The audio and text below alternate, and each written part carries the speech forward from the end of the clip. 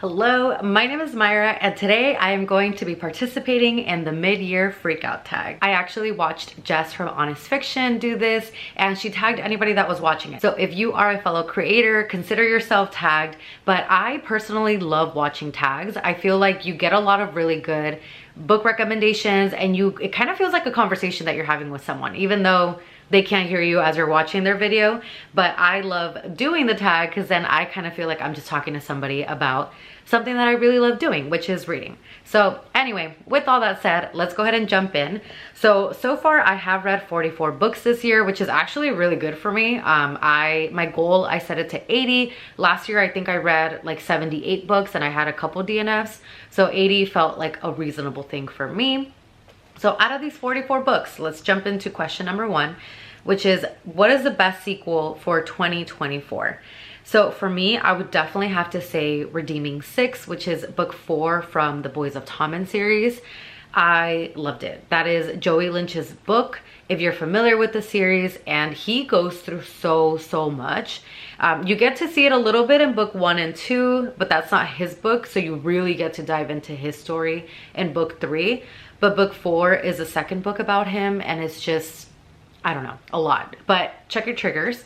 The other one though, because I of course had to pick more than one, is definitely the Throne of Glass series, specifically Queen of Shadows. That one was one of my more favorite books of that series so far, and that was really one where I got to see a lot more action. You kind of find out a lot more things. There's still a ton of mystery and a lot of things that you don't know as a reader, but I really enjoyed that book so far. Second question is the new release that I haven't read yet. There are so many, so many. I feel like there's always new books coming out, and every single day I feel like I discover at least 3 books. So on here I have Taming 7, which is the last book, or the 5th book in the Boys of Tommen series. And then I have King of Sloth by Anna Huang. This is from her Billionaire series. I've read the first 3 books in her series, but this is the 4th one that came out in April and I haven't gotten around to it. The next one that I have on here is Fate Inked in Blood. That one is one that I've heard really good things about it. I actually bought the hardcover and I haven't read it yet. And honestly, there's so many more, but I'm just gonna limit it to 3. The next question is most anticipated release for the second half of 2024. Honestly, I was trying to think, and there's so many, and I'm sure later on, I'm gonna see, oh my god, there's these. But I for sure want to finish Ember Hollow. That's the series by Tessa Hale. And her next book comes out in July, actually a few days before my birthday. So I'm excited to finish and wrap up that series with book 3. I also have on here Reckless by Lauren Roberts. That's the 2nd book. Powerless being the 1st book. And then this one being her 2nd book. This one also comes out in July. The Striker by Anna Huang. This is her first sports romance book, and it's about soccer. And I played soccer in high school. I currently play soccer in a women's league on Sundays. So I'm really curious to see how Anna Huang does sports, because she's done contemporary, and then right now she's doing her Billionaire series, and now her going into sports. I have faith. I'm sure she's gonna do great, but I'm excited to read that one. And also one that I saw Jess included on her video was Onyx Storm, which is the 3rd book by Rebecca Yarros. It technically does come out in January, but I mean, ever since she announced it, I pre-ordered it. The day that Rebecca Yarros announced the 3rd book, I pre-ordered it. I loved Fourth Wing. Iron Flame left some things to be desired, but I'm really curious to see how Onyx Storm is gonna be, because of course it ended on a huge cliffhanger, so we really need to know what's gonna happen. Question 4 is the biggest disappointment. So I don't think I've DNF'd anything, and that might be me being too nice to books. I do have a book that I thought was going to be better, and it just wasn't. It just sounded so interesting and so different, and then it just kind of was it kind of just fell flat for me. I rated it a 3-star, which again, maybe is generous, but that book was The Nanny by Lana Ferguson. This one actually was really promising to me because she used to have an adult subscriber website, if you know what I'm talking about. And after she fell for a client who basically they had agreed to meet face to face, and then that never happens, she pretty much just ends up canceling her account. But now that she's kind of struggling for money, she ends up finding a really great ad to become a nanny. And she meets with this person. It's like a live-in nanny position for his daughter. And she ends up being like, I would be dumb to like not accept this because it's so much money and I get to live there. And some things happen and she ends up finding out that this is the guy that she was supposed to meet up with. Neither one of them knew what they looked like because she used to wear like a mask and he obviously was anonymous, but thought it was gonna be this whole crazy thing and it just wasn't. And I was like, okay. And then I don't know, it was disappointing. So there's that one. The biggest surprise, I would definitely say any and all YA books that I've read this year have surprised me. One of them being Check and Mate by Ali Hazelwood. I actually thought, I was like, it's about chess, it's YA. I really liked it. And I actually listened to the audio and I really, really enjoyed it. So I was pleasantly surprised with that one. And the other one being the Boys of Tommen series, because I had heard about it so much, but I kept hearing that it was in high school and it's, I think, technically classified as YA.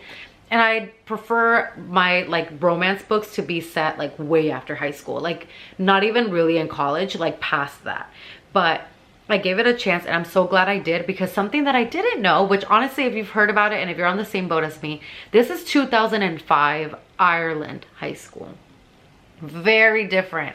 I was thinking 2023, 2022, even 2020 high school, and I was like, no thanks. But it's set in Ireland, 2005, and it's so great. Check your triggers. It's very emotional. There's a lot happens. Question number 6 is a new favorite author. I actually have a few and I haven't written on here because I don't want to butcher their names. Gianna Darling is one of them. I had read a book from her, but I read A Serpentine Valentine this year. Loved it. Absolutely love her writing. Tessa Hale, Ember Hollow series, loved it. She also has another series of like shifter romance that I've started. Really enjoyed that one. Chloe Walsh, Boys of Tommen, love it. Rebecca Kenny, I read one of her books that she recently did. It's like a dragon shifter romance, love it. Hope and Amanda Abram, they actually, I found them on TikTok, or they found me on TikTok, and they sent me like an arc of their book. I love it. It's a fantasy series, but it's so different. It's so unique. I love it. I'm so excited for any other books that they release. Question number 7, a book that made you cry. Let me say, I am not a crier. Nothing against crying, but I am someone, like, very few people have seen me cry in real life. And if I cry, like, you're not gonna see it online. I mean, hopefully not. I don't know. Maybe I shouldn't speak too soon, because if I ever vlog or something, what if I'm crying? Anyway, yeah, the people that have seen me cry, very limited. But one book in particular, this one made me sob. Like, I was like ugly crying. My boyfriend had to like hug me and I was crying for like a good bit. And he was like so worried because he was like, I don't know what the heck to do. It was You've Reached Sam. I should have known. I should have known that that book was gonna make me cry, because this girl's boyfriend passed away. And you know this going into the book. Like, it's not a spoiler. It's literally a girl whose boyfriend passed away and she's trying to move on from that. I cried so much. Like, just, I don't know. It was like just him passing away, her grieving. It was so realistic, and the emotions, and it's YA. Yeah, because they're seniors in high school. My heart literally sobbed like a baby, like a baby. The other one too, Powerless and Powerful by Lauren Roberts. Both of them teared up, like just literally tears were just, anyway. And of course the Boys of Tommen series. That book, like I said, those books are heavy. I did not know how heavy they were gonna be. Heavy. I have felt emotional, especially Joey's books. I related to him. I connected with him so much. Yeah, it was, I was in my feels for days. Like, I would read the book and I was just like so sensitive, so everything. So yeah, those books. Book Boyfriend, just counting this year, obviously, because, you know, if I went on from other books, but just for this year, Book Boyfriends, definitely Johnny Kavanagh, or Johnny Kavanagh, Kavanagh, I don't know. Johnny from Boys of Tommen. He's the boy, I've said it so many times, I would have loved to date him in high school. Like, he's the boy that you marry. The other one being Kai from Powerless. I really liked him. I feel like, I don't know, I'm excited to see book 2 by Lauren Roberts, because I don't know what's gonna happen, but Kai already, I was like, he's like a tortured hero. I don't know, I really liked him. And then All the Boys from the Twilight of Ember series by Tessa Hale. It's a why choose romance, so why should I choose? You know, all 5 of them. book boyfriends, 1000%. Number 9, a book that made me happy. Serpentine Valentine by Gianna Darling. I will say, this is not a, oh my gosh, so happy, lovey-dovey type of book. There is romance, so that it does have a happily ever after. However, there is some SA in this book. Read your triggers. But it made me happy in the sense that as a woman, it was really empowering. The girlhood in this book, the fact that this heroine is getting her payback, her revenge. She is gaining her power back. She is healing. She is, I don't know. And it was my first sapphic romance. And I loved it. I was like, wow, this is awesome. Like, this is such a great book. And it made me honestly want to just read everything by Gianna Darling. I have not. I am so behind. But Serpentine Valentine, like, as a woman, it was just so empowering. And that really made me happy. That girlhood, that sense of power back, it made me happy. So that's that. Number 10, most beautiful book I bought this year. So I've actually ordered quite a few special editions. I think some of them are gonna start coming in like in July and August. So I don't have them yet, but I do have one that I did get this year. And that is this edition of Fourth Wing, which, yes, I know some people didn't, or at least I saw, some people didn't really like the cartoonish type cover. I get it, I do. But it has like Fourth Wing there with the foiling. It has it here too, like it has the dragon. And then here in the back, it has the very famous line of a dragon without its rider is a tragedy. A rider without their dragon is dead, because literally it's facts. But I think the thing that made this book even prettier for me is the sprayed edges. So it starts here, there's like clouds, and then it continues to wrap around. You see the dragons, you see Violet, and then she's standing on like a cliff, and then you see like the ocean, like the waves are hitting the rocks. So it literally wraps all the way around. So this is definitely one of like the prettier books that I've gotten this year.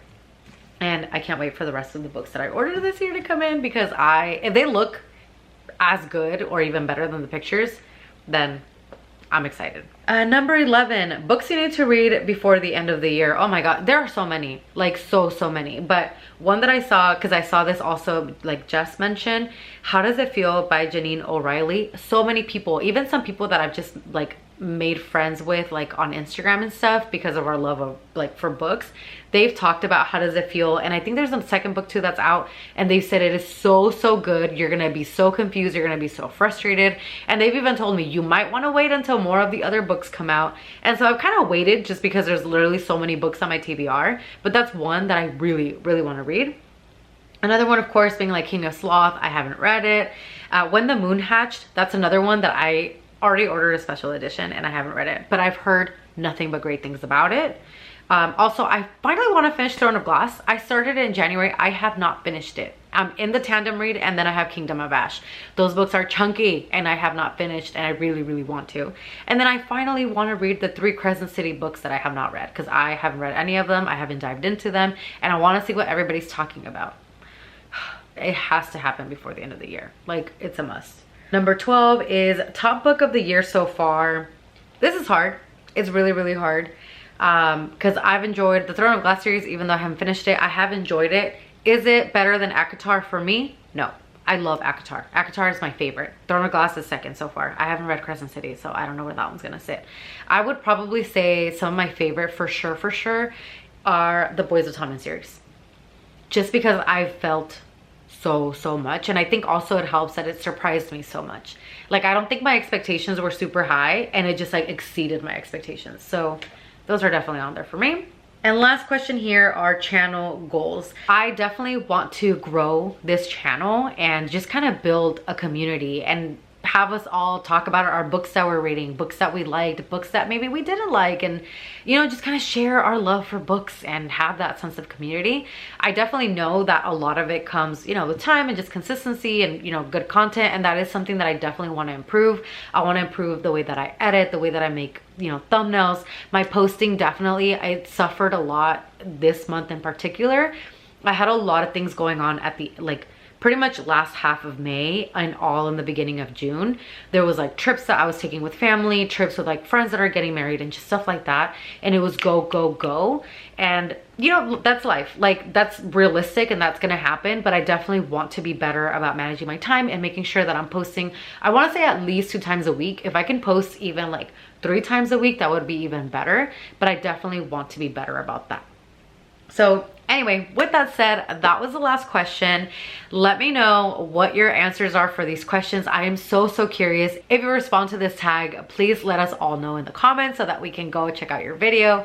But with that said, thank you so much for taking the time to watch this video, and I will see you guys in the next one. Bye.